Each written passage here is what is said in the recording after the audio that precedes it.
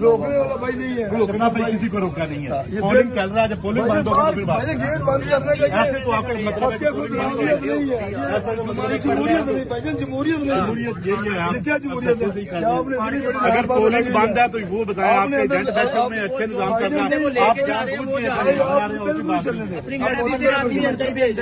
आप आप मर्जी वाले बिल्कुल पोलिंग नहीं चलने दे रहे हैं।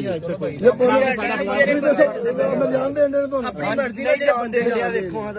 अंदर जान दें दोनों नहीं जी, 3 घंटे हो गए इधर खड़े हुए। ये 3 घंटे हो गया जिन लोगों को इधर बाहर खड़े हैं, कतार में लगे हुए हैं। का सॉफ करो यार। चलो इन्हें भेजो, सबका सब भेजो। यार लाइन तोड़ कर दो, हाँ तोड़ बनाओ लाइन, बनी है तोड़ बनाओ, खोलो गेट। नहीं बनाते। ओए मैं खिला के आया, तुम क्यों नहीं बनाते? क्यों नहीं बनाते? कानून के मुताबिक बनता। वीडियो बनानी बनाओ। वो बन गई है ਤੁਹਾਡੀ।